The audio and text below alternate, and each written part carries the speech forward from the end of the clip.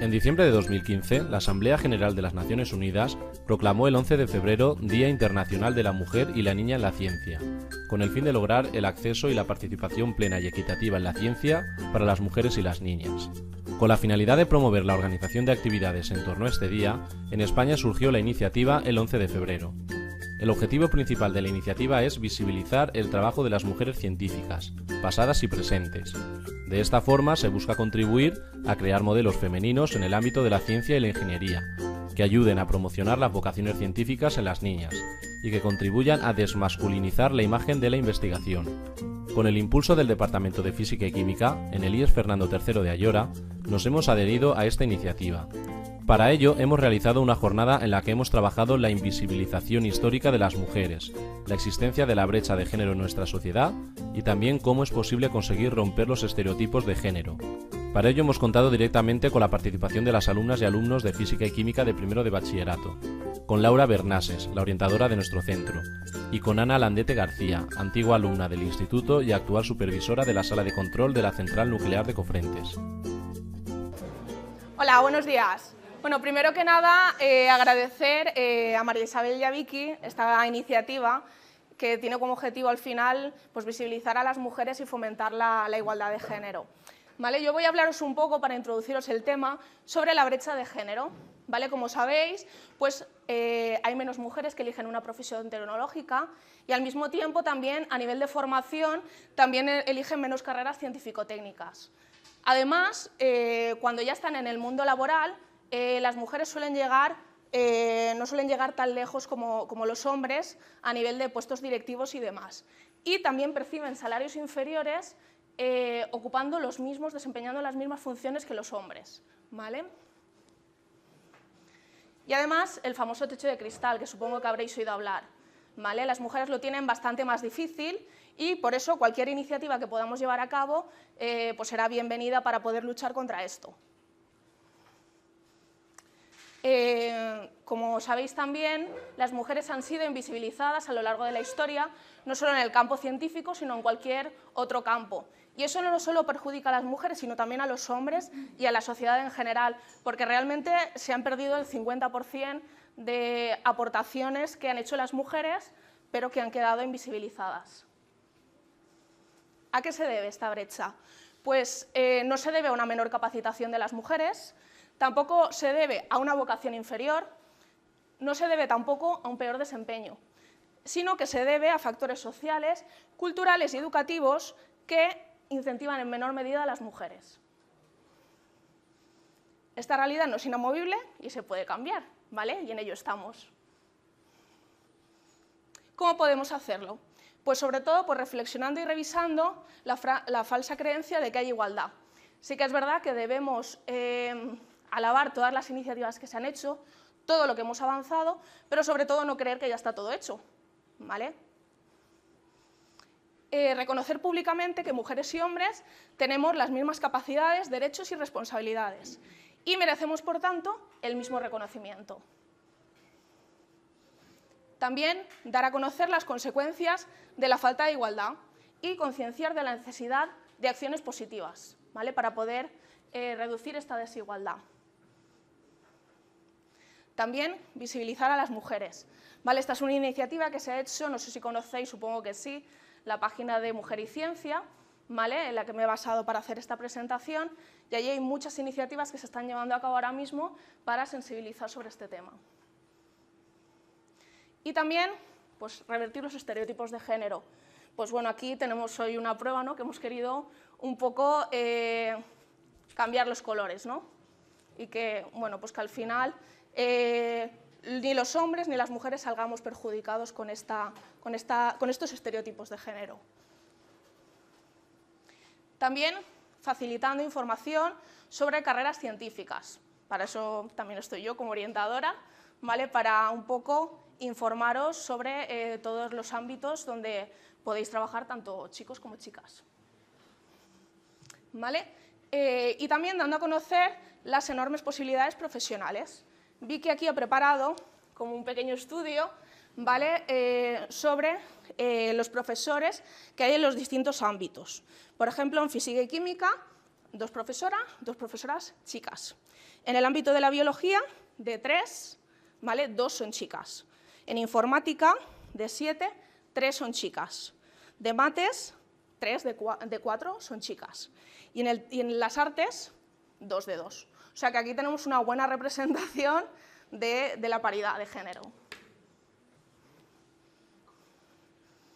¿Vale? También favorecer un contexto social y educativo en el que las niñas se vean animadas, capaces y reconocidas para elegir su futuro sin estar condicionadas. Y sobre todo para ello necesitamos modelos femeninos en el ámbito de las ciencias. Para ello hoy tenemos aquí una ponente que nos va a hablar sobre su trabajo en el ámbito científico. ¿Vale? Y sobre todo pues, contribuir al empoderamiento de la mujer. ¿Vale? Que vosotras creáis que podéis y que vayáis a por ello. ¿Vale? Y lo que os he dicho antes, ya hemos avanzado mucho, pero aún nos queda mucho por hacer. Y aparte de nosotros, pues os cedemos a vosotros también el testigo para que continuéis en el trabajo.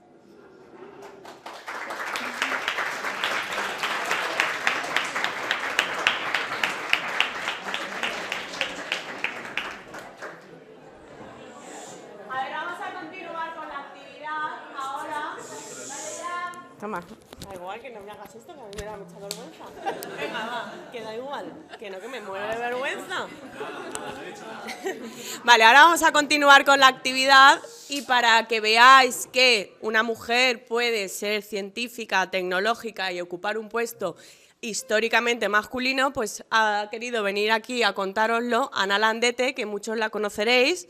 Es una chica que vive en Ayora, que estudió en nuestro instituto, ¿vale? Y ahora nos va a contar ella un poco, pues, su historia, ¿vale? ¿Ahí? Vale. Bueno, pues como ha dicho María Isabel, yo me llamo Ana Landete, soy de aquí de Ayora. Y bueno, pues he venido un poquito a contaros cuál ha sido mi recorrido profesional, un poco os voy a hablar de los retos con los que me he encontrado, las decisiones que he ido tomando a lo largo de este recorrido profesional. Y bueno, como actualmente estoy trabajando como supervisora de sala de control en la central nuclear de Cofrentes. Entonces, bueno, yo al igual que todos vosotros estudié en el colegio de aquí, de mi pueblo, y después de eso pasé a estudiar en el Instituto Fernando III. Y no puedo decir que estudié aquí porque, como ya sabréis, estoy hablando del año 1992, el instituto este no estaba, entonces estaba donde ahora mismo están los edificios de la biblioteca y de lo que es ahora el nuevo ambulatorio. Y bueno, pues allí fue donde cursé lo que antiguamente era el Bachillerato Unificado Polivalente, o el BUP, y el curso de orientación universitaria, o COU. Entonces, bueno, ya durante mi estancia en el instituto, pues me fui encaminando en las asignaturas optativas, como alguno de vosotros, iba siempre del lado de las ciencias más que de las letras. Siempre me ha gustado más pelearme con problemas matemáticos o físicos, o intentar jugar o desenredar una fórmula química, más que a lo mejor empollarme o estudiarme textos de historia. Eso sobre gustos, colores, ¿no? Entonces, bueno, así fue como terminé el COU, hice el selectivo, lo que creo que para vosotros ahora es la reválida, ¿no? Entonces, o algo así, es que no estoy yo muy puesta. La cuestión es que una vez hecho esto todavía no tenía yo muy claro qué era lo que quería estudiar, pero sí que sabía que iba a ir hacia la técnica. Entonces, bueno, finalmente elegí la carrera de Ingeniería Técnica Industrial, elegí la especialidad de Química porque me gustaba mucho el tema de la química y bueno, lo hice en la Universidad Politécnica de Valencia y este tipo de carreras lo que tienen, en mi opinión, pues que son carreras muy prácticas. A veces se ve como un inconveniente que tienen muchas asignaturas obligadas, porque en carreras de letras tú puedes hacer créditos más desde casa, estudiar más en casa, pero estas carreras te obligan a estar ahí. Y a mí eso es lo que me gustaba, o sea, tienes muchas horas de desarrollo de trabajos, muchas horas en laboratorio, muchas horas en las que estás experimentando con cosas en las que en un futuro vas a trabajar. Entonces, para mí es una forma de estudiar muy práctica y mucho más amena, a lo mejor, que otras. Así que me pareció una carrera interesante. La terminé en 3 años. Y luego tocaba pues, preparar el proyecto final de carrera. En este caso, pues, uno de mis profesores de la universidad me propuso hacer el proyecto y a la vez realizar prácticas en una empresa de Sagunto que se llama SIDMED, o Siderurgias del Mediterráneo, y es lo que antiguamente eran los antiguos hornos, no sé si habéis oído hablar de ellos, antiguos hornos de fundición de acero en Sagunto. Entonces, bueno, ahí estuve trabajando y realizando las prácticas en el laboratorio y en el departamento de análisis de defectos metalúrgicos. Mientras tanto, estuve realizando un estudio de todo lo que era el preacondicionado y el cocido final de los aceros, de los posibles defectos que podían aparecer en estos procesos de fabricación. Y bueno, la verdad es que fue muy interesante la experiencia por las dimensiones de la industria en sí. Es una industria que trabaja con bobinas enormes de acero, que se laminan en frío en unas enormes máquinas muy potentes, que luego ves cómo se cuecen en enormes hornos de dimensiones increíbles. Entonces fue una experiencia muy interesante. Leí el proyecto en el 2001, en junio del 2001 leí el proyecto y bueno, pues ya tenía el título en la mano, ¿no? Entonces, como la mayoría de la gente que conocéis, pues con el título en la mano y sin experiencia, pues te pones a invadir todas las empresas que conoces de currículums e intentas acudir a todas las entrevistas que te salen, porque creo que es importante, de las entrevistas también se aprende y vas cogiendo un poquito de soltura. Y bueno, la verdad es que no me fue mal. En octubre de ese mismo año pues empecé a trabajar en un laboratorio, se llama Ambitec, está en Valencia, es un pequeño laboratorio de análisis de aguas residuales. Entonces, bueno, ahí estuve contratada como analista químico y también llevaba la parte comercial de la empresa. Entonces, bueno, eso me abrió muchas puertas a la hora de conocer nuevas empresas, de tratar con la gente. Ahí estuve 3 años y medio en ese laboratorio, porque a principios de 2005 pues me enteré a través del ayuntamiento de aquí de Ayora que necesitaban ingenieros técnicos industriales para trabajar en la central nuclear de Cofrentes.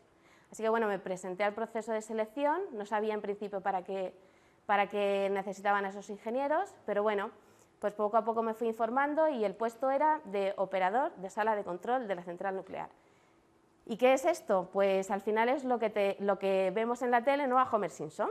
Entonces tenemos ese estereotipo, ¿no?, de un Homer Simpson manejando un panel desde donde se supone que se maneja la central nuclear y bueno, es algo un poquito diferente, pero el operador de sala de control en la central nuclear de Cofrentes controla tanto la parte de reactor como la de turbina y lo que hace es pues, vigilar parámetros, ver que todo está dentro de los valores que tienen que estar establecidos, controla todos los trabajos que se realizan tanto dentro de la sala de control como en toda la instalación, lleva una especie de control de todas las pruebas que se le tienen que hacer a los equipos que hay en toda la instalación, porque no todos los equipos se utilizan diariamente, algunos son para casos de emergencia, tenemos que asegurarnos que esos están bien. Entonces es un poco llevar el control de toda lo que es la instalación nuclear. Mueve reactividad del reactor, sube y baja potencia, o sea, es una formación, necesita una formación bastante estricta. Entonces, bueno, después de un largo proceso selectivo en el que entraban en juego varias entrevistas y pruebas, pues fui seleccionada. Pero ser seleccionada no suponía que ya tenías el puesto, sino que entrabas a ser contratada por la empresa Tecnatom, que es una empresa que se encarga de la formación para acceder a este puesto. Entonces, bueno, estuve 3 años estudiando a un ritmo muchísimo más alto que el del que se estudia en la carrera, con unos niveles muy exigentes, y estuve entre Madrid y la central durante 3 años realizando la formación. Después de terminar esta formación, lo que se hace es que pasas por unos exámenes que consisten en un examen escrito de duración de 3 días que se realiza en Madrid, luego un examen en simulador, que luego os enseñaré en fotos. En la central tenemos un simulador que es idéntico a la sala de control de lo que es la central, y otro examen más en lo que es la instalación. Todos estos exámenes están evaluados por el Consejo de Seguridad Nuclear, exigen superarlos con más de un 8, el 8 es el límite, y bueno, pues una vez sobrepasas esos exámenes con nota superior a un 8, pues te dan una licencia. La licencia para poder operar en una sala de control, en este caso de la central nuclear de Cofrentes. Bueno, pues ahí ya cuando tuve esa licencia pasé a formar parte de la plantilla de Iberdrola como operadora. Entonces ese puesto lo estuve ocupando durante 7 años porque a principios del 2015 pues mis jefes me propusieron un ascenso. Entonces, ¿en qué consistía este ascenso? Pues volvía a tenerme que volver a poner a estudiar durante algo más de un año para poder obtener otro tipo de licencia, que es la de supervisor de sala, que es la que actualmente tengo. Así que nada, me lancé al reto, ya en esa época tenía una niña, venía el segundo en camino, o sea que ahora ya voy a por el tercero, o sea que una cosa no quita la otra, y me lancé a estudiar otro año y pico, en esa situación bastante duro. Entonces volví a presentarme a unos exámenes del mismo tipo, pero para obtener otro tipo de licencia, que en este caso es la de supervisor de sala. Es la que obtuve a finales del 2016 y estoy ahora mismo ejerciendo en ese puesto. Entonces, el puesto de supervisor de sala, al final lo que consiste es pues, el que está justo inmediatamente superior al operador. Entonces, lo que hace es realizar una supervisión más amplia de todo lo que es la instalación. Es muy importante, pues como sabréis, el tema nuclear está muy controlado, hay que tenerlo todo muy bajo control. Entonces, al final, tenemos que estar muy seguros de que cumplimos con todas las exigencias del organismo regulador, que en este caso es el Consejo de Seguridad Nuclear. Entonces, al final, el supervisor de sala es el que se encarga de eso, que todo se opere de una forma dentro de los límites. La responsabilidad es bastante grande, en ese sentido tienes bastante responsabilidad tanto civil como penal, entonces eso lo tienes que tener en cuenta. Y tienes que tener en cuenta también que a veces pues, necesitas unas reacciones muy rápidas, porque luego os enseñaré algunas fotos, estás delante de una máquina muy potente. Entonces, es importante saber lo que estás manejando y lo que tienes entre manos. La formación del puesto, por supuesto, es continua, o sea, no tenemos la licencia y ya te olvidas, sino que tanto yo como mis compañeros pues, pasamos por formación anual, regulada por el Consejo de Seguridad Nuclear, o sea, estamos en continua formación. Y bueno, esa es un poco mi historia. Yo lo que os puedo decir es que a mí personalmente nunca me han dado miedo los retos, nunca me he rendido ante las oportunidades que me hayan ido surgiendo y desde luego nunca me he planteado a la hora de tomar una decisión si era mujer o hombre. O sea, yo he creído que podía, que me gustaba y que podía hacerlo y me he lanzado.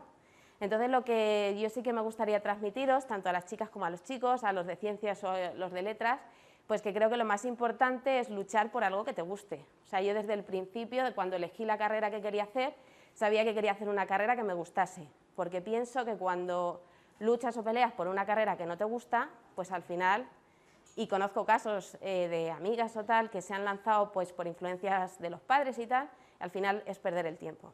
Entonces, creo que cuando peleáis por algo que os gusta, cuando lucháis por algo que os apasiona y que lo vivís, pues al final es mucho más fácil conseguir el objetivo final. Y bueno, eso es más o menos. Os he traído unas fotos porque, bueno, imagino que ya muchos de vosotros habréis ido a alguna visita y a la central nuclear, ¿no? Al centro de información, ¿no? Bueno, pues por enseñaros algunas fotos así de nuestro día a día y de nuestra central. Además que como la tenemos tan cerquita, ¿no? Pues parece que siempre apetece saber un poco de lo que hay ahí. Bueno, estas son fotos de la construcción. Imaginaros, estamos hablando de que la central empezó, el proyecto de la central se empezó en el 1972 y los primeros movimientos de tierra, o sea, no había nada en el 74 cuando empezó a construirse. O sea que ya estamos hablando de hace mucho tiempo. Luego, aquí, bueno, estas fotos son de la construcción también, a mí me impresiona. Ay, un cambio de clase. Bueno, veis esto, aquí tenemos lo que luego iba a ser el edificio del reactor y lo que luego va a ser el edificio de turbina. Esto, bueno, esta foto también me llama la atención porque como estamos hablando de los años 70, pues, no sé, ver los niveles de seguridad, ¿no?, que se tenían en la construcción en aquella época. Aquí están trabajando sobre la estructura de lo que va a ser luego el edificio del reactor.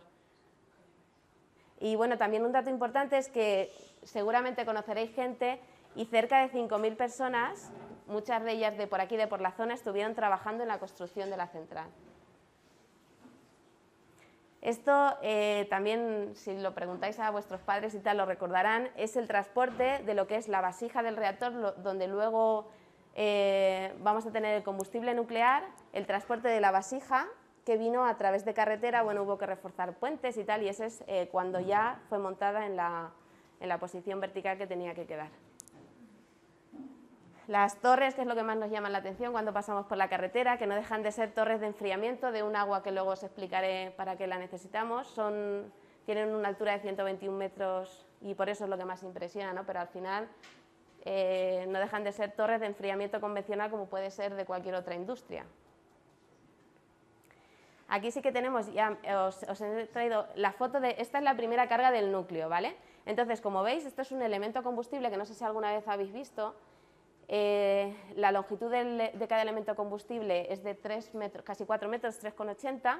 Veis ahí un elemento combustible de uranio que no está irradiado, que no ha entrado nunca a formar parte del núcleo, te puedes acercar a él. O sea, nosotros lo inspeccionamos con la mano para ver que no tiene ningún defecto. ¿Vale? Es tan inerte como cualquier piedra o cualquier cosa que te encuentres por ahí. Entonces, esa es la primera carga del núcleo. El núcleo de la central está formado por 624 elementos combustibles y esa es una imagen del núcleo visto desde arriba. Esta es la sala de control.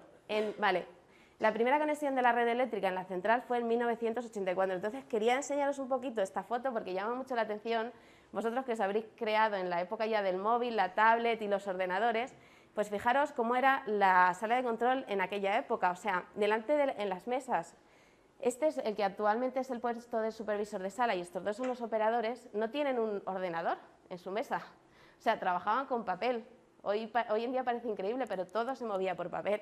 Y los pocos ordenadores que habían, que eran estos que se ven aquí atrás, que eran un poco de control de procesos, pues eran de dimensiones pues increíbles, ¿no? Entonces a mí me llama la atención esta foto. Esto es, bueno, os he puesto aquí una especie de esquema de lo que es la central nuclear, la parte nuclear.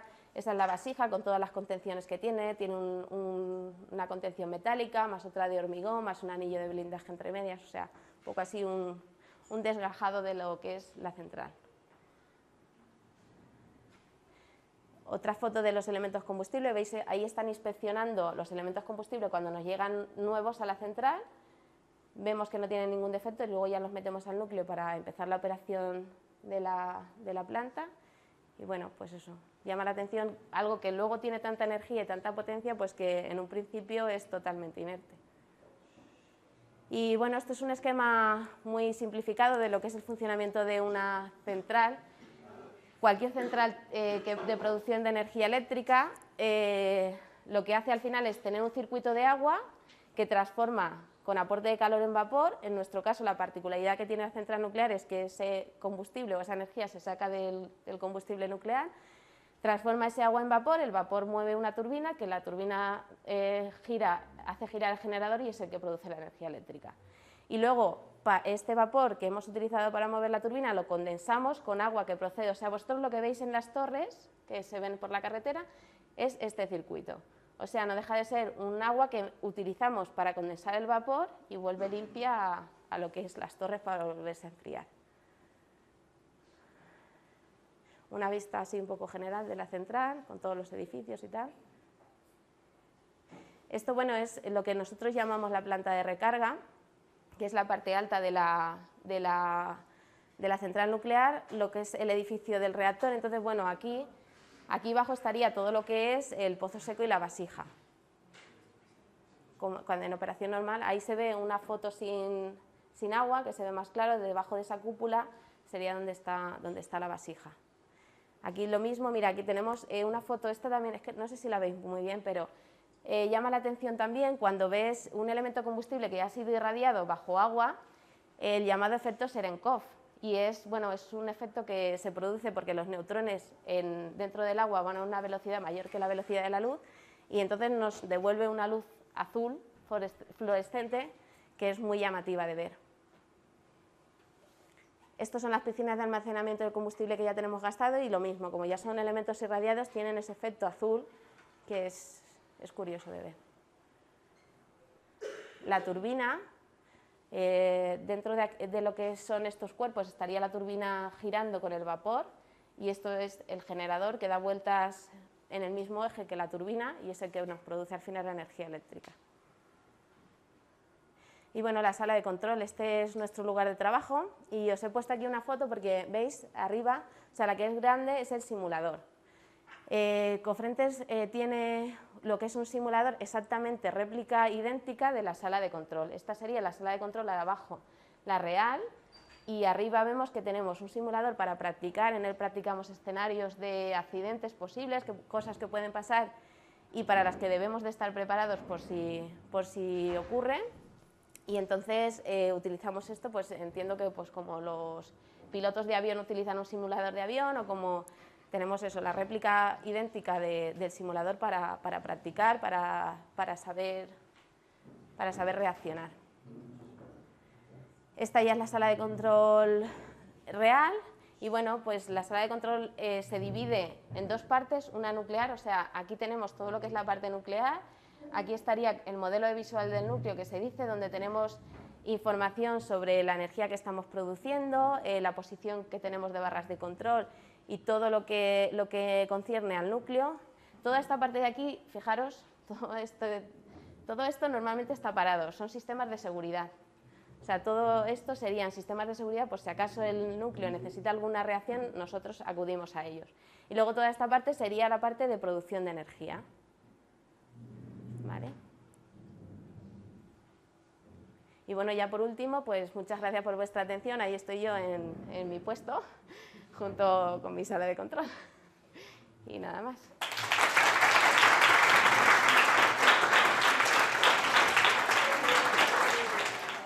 ¿Hay algunas preguntas o algo? Sí. ¿Qué hizo que eligieras la carrera que estudiaste? Bueno, pues como he dicho, la verdad es que nunca he tenido una vocación clara, ¿no? De cuando eres pequeña, oye, pues yo quiero ser médico o quiero ser profesor, o no he tenido, o sea, no he sabido cierto qué carrera iba a elegir, pero sí que es verdad que como me gustaba mucho el tema de las ciencias y de las carreras técnicas, pues al final me decidí por esa. Ingeniería técnica no sabía muy bien de lo que iba, la verdad es que cuando empecé a estudiarla o la elegí no sabía muy bien de qué se trataba, pero me gustó mucho el tema de las prácticas, que tocaba mucho laboratorio y tal, y luego la parte de la química la elegí por un profesor que tuve en COU y que la verdad es que veía la química de una forma muy curiosa, entonces me llamó la atención, me gustó. Y para allá que, no sé, hay veces que con la gente con la que te vas encontrando, ¿no? Pues influye. Y eso me llevó. ¿Te gustó estudiar? No me ha disgustado nunca estudiar. De hecho, bueno, como veis, estudié la carrera, después estuve otros 3 años estudiando para conseguir una licencia, volví a estudiar. Es verdad que nunca me ha dado miedo estudiar, no me ha disgustado estudiar y creo que soy una persona bastante constante a la hora de estudiar. Pienso que, sobre todo, cuando estudias algo que te gusta o cuyo objetivo final es conseguir algo que te gusta, pues el esfuerzo merece la pena. ¿Vale? Cuando acabaste el COU, ¿cuáles fueron todas las carreras que elegiste para estudiar? Eso es curioso, esa pregunta, porque la verdad es que otro consejo que os doy es que penséis muy bien las carreras que ponéis. Bueno, yo no sé cómo ir ahora, pero en nuestra época había como una especie de ranking, ¿no? Tú ponías primero en la primera en la que querías ir y por descarte, según tu nota y según las plazas que había para cada carrera, pues iban siendo seleccionadas. La primera que elegí fue la de Ingeniería Técnica Industrial. Luego, por influencias, como mi hermana había estudiado óptica y optometría, pues puse esa carrera, con la cual tampoco me siento muy identificada. Y lo curioso es que de tercera opción puse enfermería, que yo creo que a mí la sangre me da casi pánico. Entonces, bueno, son cosas que la verdad es que os aconsejo que penséis muy bien porque es vuestro futuro. Entonces, sí que recuerdo el librito este que te dan después de acabar lo que aquella época era selectivo y pues bueno, echarle un ojo a ver qué es lo que más te encaja, por años, por gustos y tal. Y ya os digo, o sea, una de las opciones que elegí, pues no me hubiese gustado verme trabajando en eso, pero no sé, pues por influencias o tal te vas dejando llevar. Entonces, afortunadamente me cogieron la primera que elegí, que era la que realmente más quería y bueno, pensarlo bien a la hora de poner las opciones. ¿Cuáles son las ventajas y desventajas que has experimentado en esta carrera? Pues como os he explicado antes, para mí, también para gustos, cada uno, a mí siempre me ha gustado más temas prácticos, o sea, me gusta más, de hecho ahora cuando me pongo a estudiar con mi hija o tal, prefiero darle vueltas a un problema, la satisfacción de cuando tienes un problema físico, matemático o químico, de llegar a un resultado, que ese resultado esté bien, que te hayas esforzado en darle vueltas y que hayas llegado, para mí esa satisfacción es mucho mayor que luego, por ejemplo, durante La época de la preparación de licencias he tenido que estudiar también temas de legislación, que no son prácticas, pero que son necesarias y que tienes que conocer. Entonces, no dejan de ser asignaturas como más de ponerte delante, de estudiar de memoria, a mí eso me ha llamado menos la atención. Entonces, sí que es verdad que este tipo de carreras técnicas, pues tocas mucho laboratorio, sales con una visión muy clara de muchas cosas, eso, sobre todo las ventajas, el tocar mucho laboratorio, muchas horas prácticas, que aunque sí que te hacen dedicarte más tiempo, porque al final son horas obligatorias que tienes que estar ahí, que luego tienes que desarrollar trabajos, pues para mí, si es lo que os gusta, es mucho más satisfactorio que otras cosas. ¿Has trabajado, te gustaría trabajar en el extranjero? Pues no he trabajado en el extranjero, no. Yo la verdad es que he sido siempre muy de aquí y he sido siempre muy de Ayora. Entonces sí que es verdad que cuando estudié en Valencia, después estuve trabajando los 3 años y medio en el laboratorio y tal, siempre mi visión ha sido volver. Sabía que era complicado porque también es verdad que, bueno, pues que cuando sales de un pueblo hay ciertas carreras pues que aquí ves que tienen menos salidas. Entonces, bueno, yo lo tenía ahí como algo para futuro y, bueno, me salió la oportunidad de trabajar en la central nuclear y bueno, la verdad es que tuve mucha suerte. Luego también, pues depende de los gustos de cada uno. Yo no me veo lejos de mi familia y de mi gente, pero también es verdad que tengo compañeros, por ejemplo, que vienen de Galicia, de Santander, que se cruzan el país y viven aquí, o sea que tampoco... Y por supuesto tengo conocidos que se han ido al extranjero y es la opción y que están encantados, o sea que yo creo que eso va un poco con la persona, con los gustos. Yo en principio estoy bien donde estoy y no me veo. ¿Y qué es lo que más te gustó de tu carrera y lo que menos? Pues lo que más, las prácticas, como he comentado, el tocar laboratorio y lo que menos, quizás lo que menos, a ver, no sé, a lo mejor lo que ahora os nombro como una ventaja, sí que es verdad que en el momento que la estás haciendo, yo estuve estudiando la carrera compartiendo piso con chicas de letras, entonces sí que es verdad que yo las veía a ellas, pues que muchas veces a lo mejor se pasaban 2 o 3 días que no iban a clase, porque eran asignaturas en las que podían estudiar en casa, ¿no? Entonces, claro, yo decía, jolín, y yo tengo que ir porque son asignaturas obligadas, porque tienes que estar presencialmente. Entonces, en ese momento lo puedes ver como una desventaja, pero ya te digo que yo creo que al final es a lo que le sacas jugo de la carrera y creo que para mí es mucho más interesante eso que al final quedarte en casa estudiándote libros y libros. Pues la verdad es que no. Yo, bueno, como, no sé, muchos de vosotros imagino, yo provengo de una familia bastante humilde, entonces mi padre ahora ya está jubilado, pero era albañil, entonces mi madre ama de casa, entonces bueno, pues os imagináis, en aquella época somos 3 hermanos, pues los esfuerzos que tuvieron que hacer para que pudiésemos estudiar. Entonces, lo que sí que a lo mejor influyeron es que ellos tenían claro que querían para sus hijos un futuro mejor. Entonces yo sí que es verdad que me he criado con la idea de que había que pelear por intentar conseguir las cosas. Entonces sí que yo tenía claro, por ejemplo, que no me podía caer una asignatura desde el instituto ya, no me podía caer una asignatura para septiembre, porque durante el verano tenía que trabajar, que tenía que sacar las notas cuanto mejor, o sea, cuanto más mejor, porque necesitaba el acceso a las becas para poder estudiar. Entonces, eso sí que me lo inculcaron mis padres, el hecho de que cualquier cosa supone un esfuerzo personal, y sabía que para poder estudiar, pues al final necesitaba un sacrificio del verano, necesitaba un sacrificio pues de intentar ir a por las notas más altas. Entonces, en la decisión de la carrera no, pero sí que en la decisión de estudiar o no, que imagino que vosotros también alguno tendréis esas inquietudes, ¿no? También es verdad que os digo una cosa, yo, si tenéis la capacidad y las ganas, siempre iría a por una carrera, porque luego dices, bueno, pero es que hoy en día las salidas, al final tienes menos salidas, al final igual me tengo que ir al extranjero, pero bueno, tu título lo tienes en la mano, o sea, yo siempre pensaba, a lo mejor intento volver al pueblo, para lo que sea, para dedicarme, yo que sé, a dar clases de repaso, lo que sea, pero tu título lo tienes en tu mano, y eso no te lo va a quitar nadie. Entonces, quién sabe si las oportunidades surgen, nunca se sabe lo que te va a deparar. ¿Te ha costado mucho sacarte tus estudios? Pues en principio no, siempre he sacado los cursos por año, por lo que os comento que no me podía permitir el lujo de que me quedasen asignaturas para septiembre y desde luego tenía que acceder a las becas, entonces he ido siempre curso por año. En cuanto a la universidad y bueno, luego los cursos que he ido haciendo después para obtener las licencias para el trabajo, pues también tenías un escalón, o sea, tenías que llegar al 8, no había otra. Entonces, bueno, hay que ser constantes. Yo creo que sobre todo es eso, la constancia, el que no te dé pereza.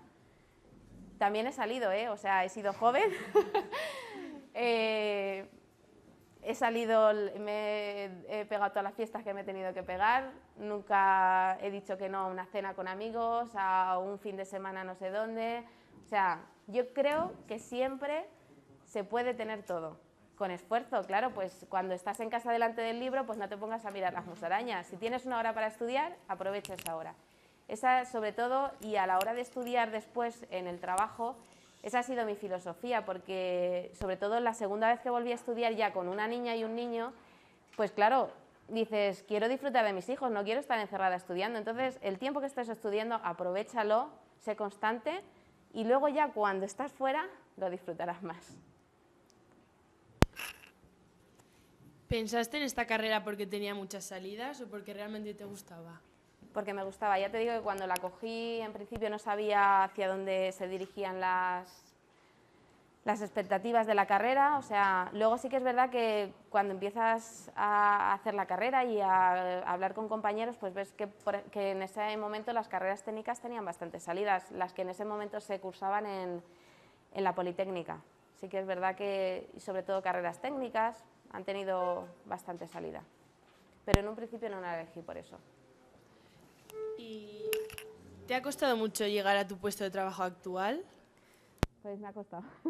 Como te digo, ha sido mucho esfuerzo. Renunciar a cosas, o sea, digo que he salido, pero claro, también he renunciado cuando he tenido que presentarme a los exámenes estos del Consejo de Seguridad Nuclear. Además, las 2 veces que me he presentado en convocatorias de septiembre. Entonces, pues os podéis imaginar, o sea, la cantidad de materia que hay que estudiar para esos exámenes no cabe en una estantería. O sea, yo tenía mi casa invadida.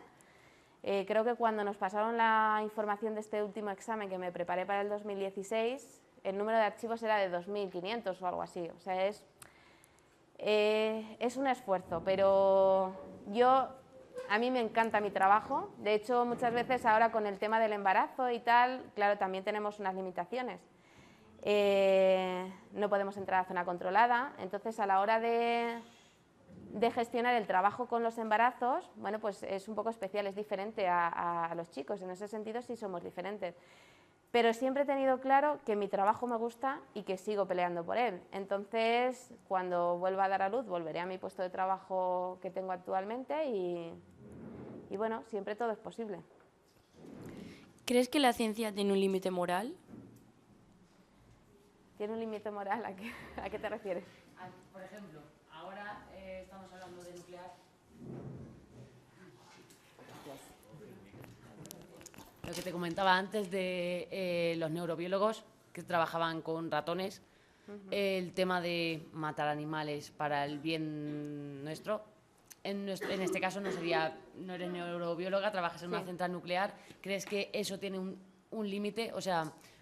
Sí, todo vale, ¿no? Sí.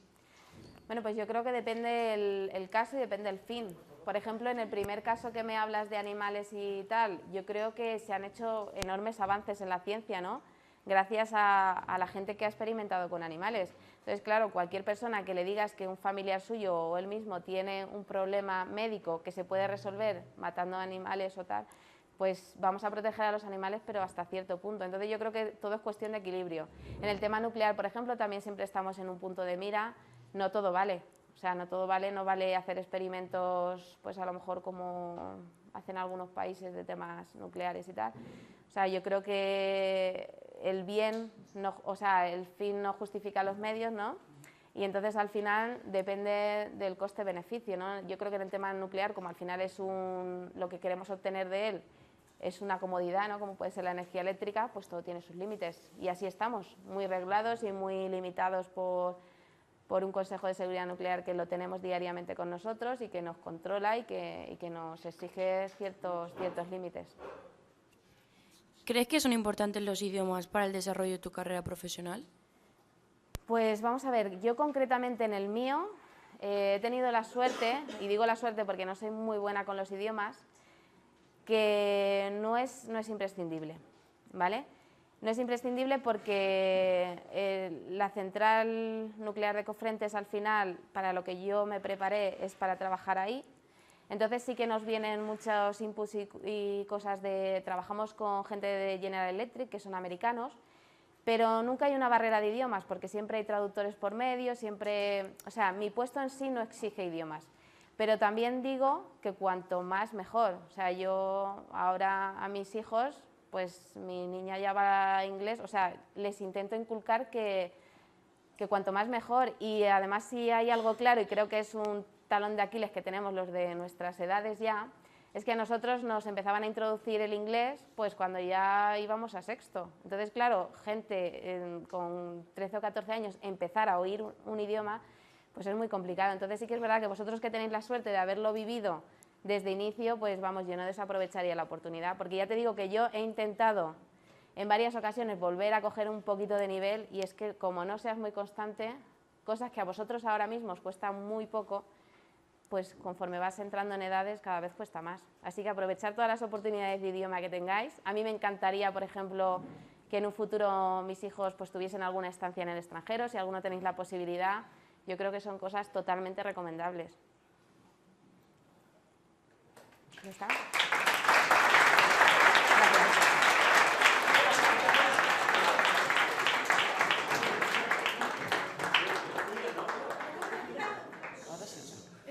A ver, puesto que estamos hablando, ¿no? Justamente hoy reivindicamos el papel de la mujer en un ámbito como es en el de la ciencia. Imagino que lo que comentaba antes, que parece un discurso, ¿no? Que la gente ya esté un poco fatigada de feminismo y reivindicación, ¿no? De la mujer, pero creo que es muy necesario porque si nos basamos en los datos, ¿no? Sigue habiendo, de hecho ayer había lo que les comentaba, un programa en la radio donde, no sé si lo has oído, más de 100 mujeres van a reivindicarse en la Antártida, mujeres científicas que van a hacer un estudio sobre el cambio climático, y ellas consideran que dentro de su ámbito, incluso siendo, bueno, tienen cierta relevancia, todavía tienen que pelear mucho para sentirse iguales, en igualdad de condición, igualdad salarial, conciliación familiar con el trabajo. Entonces me gustaría saber si tú has sido de las afortunadas que no ha tenido que enfrentarse a eso, y cómo has podido, por ejemplo, el tema de la conciliación, si tienes la suerte de que no te pongan ningún problema, si tus compañeros no te consideran inferior y demás. Bueno, pues ahí hay de todo. Efectivamente, no lo he tenido fácil en ese sentido por muchas cosas. Vamos a ver, nosotros ahora mismo, en el puesto de supervisora de sala de chicas soy yo sola. En el puesto de operadores entraron conmigo 2 chicas más y luego volvieron a entrar 2 más, o sea que tenemos 4 chicas operadoras dentro de un grupo de 15-16, más una. También es verdad que el número de personas que trata de acceder, por lo que decíamos, es que si ya partimos de que estudiamos menos chicas carreras técnicas, yo por ejemplo cuando estudié la carrera en la especialidad de química sí que éramos 50%, pero en electricidad había 3 chicas, en mecánica había 2. Entonces claro, a la hora de acceder al puesto que en este caso necesita un perfil de ingeniero técnico industrial, pues estamos hablando que a lo mejor hay 50 chicas de cada 300 hombres. Entonces claro, las proporciones que llegan al final son diferentes. Luego, una vez puestos aquí, ya tenemos chicas y chicos un poquito. Yo nunca por mis compañeros, afortunadamente, me he sentido considerada inferior, todo lo contrario. Sí que es verdad que os digo que una cosa que incluso ellos admiten, una vez puestas a trabajar, y más en temas técnicos y en temas que requieren un poco de organización, las mujeres somos muchas veces más efectivas porque somos más organizadas. Tenemos una visión, sí que es verdad que nos podemos perder en un bosque y nos dicen, si es que no tenéis sentido de la orientación, y es verdad, o sea, cada uno genéticamente está preparado para unas cosas. Entonces es verdad que nosotras, cuando vamos paseando por el campo, pues vosotros, los chicos, tenéis más orientación. y las chicas nos perdemos más, o a la hora de seguir un plano, o a la hora de tal. Pero a la hora de ponernos a trabajar, y mis propios compañeros, ya os digo, lo reconocen, es verdad que somos más efectivas. A la hora de, en mi puesto, por ejemplo, que tenemos que tratar mucho con nosotros, yo pertenezco a la organización de operación, y dependiendo de nosotros y para trabajar en equipo con nosotros, pues está todo lo que es personal de mantenimiento, mantenimiento eléctrico, mecánico, la gente que se dedica a todo lo que es las operaciones en la central, pues al final tienes que tratar con mucha gente. Entonces a veces sí que es verdad que ese trato, las mujeres sabemos llevarlo de una forma más humana, porque al final también tenemos esas habilidades, ¿no? Entonces, yo no me he sentido que mis compañeros me hayan hecho de menos en ese sentido. A la hora de quedarme embarazada, pues claro, cuando un chico siente la necesidad de ser padre, lo habla con su pareja y tal, ya está, no hay más, o sea, se acuerda y ya está. Yo no pude elegir el momento de tener a mi primer hijo. Primero, o sea, yo cuando me casé estaba preparando la primera licencia de la que os he hablado. Entonces, luego en ese momento me casé y me fui a Madrid a estudiar. Claro, lógicamente no iba a quedarme embarazada. Cuando accedes al puesto, el primer año, lógicamente, pues parece que, ¿cómo te vas a quedar embarazada? Entonces sí que es verdad que no sé si eres tú misma, la sociedad en conjunto, pues al final lo que es la conciliación familiar para el hombre no es lo mismo que para la mujer. Iberdrola, afortunadamente, tiene una filosofía de conciliación familiar muy buena. Sí que es verdad que después de los partos tenemos muchos permisos y tal, pero claro, depende del momento en que te pille. Yo a mi segundo hijo lo tuve durante la formación, entonces por decisión propia renuncié a muchos de esos derechos. Nadie me dijo que renunciase a ellos, pero yo, pues si quería conseguir una cosa, pues no podía tener la otra. Entonces es más complicado, pero yo creo que al final es tener claro cuáles son tus prioridades, qué es lo que quieres. Entonces, bueno, piensas, bueno, pues si por estar 2 meses menos con mi hijo voy a poderle dar luego unas oportunidades mejores, bueno, pues al final coges la balanza. Tenemos más decisiones que tomar. Bueno, vosotras que trabajáis, pues al final, ¿no? A la hora de conciliar el trabajo con la vida familiar, pues hay que llevar otra organización, pero bueno. Entonces sí eres de las privilegiadas. Sí. Como nosotras, tampoco, pero sí. Pero sí, no. Sí, no es la tónica general. No, en cuanto a sueldos son lo mismo, o sea, yo tengo el mismo puesto que el compañero que trabaja conmigo al lado o al que le doy el relevo de turno, y el sueldo, su nómina es exactamente igual que la mía, efectivamente, no en todos los casos pasa. Son empresas grandes, imagino que como en el tema de la educación y de tal, que entonces esas desigualdades no se ven, pero sí que efectivamente en fábricas, pues en el sitio, por ejemplo, donde estuve haciendo prácticas, pues sí que ahí había bastantes limitaciones para entrar a las mujeres. De hecho, bueno, otra cosa, en la central nuclear de Cofrentes, cuando se construyó no había servicios para chicas, y los pocos que había eran ocupados pues para dejar folios o para... O sea que en los años que estamos hablando del 80 y tantos, pues las mujeres lo tenían todavía muchísimo más difícil. Cuando empezamos un poco a mover y a empezar a entrar en ese mundo laboral, pues se empezaron a desocupar los servicios de señoras, pero efectivamente cuando algunas de mis compañeras, las primeras que entraron un par de años antes que yo, ellas llegaron y en el baño que ponía señoras estaba inutilizado. O sea que ha costado, y lo que decía al principio, pues que tenemos que hacer a la idea que todavía queda por delante. Así que...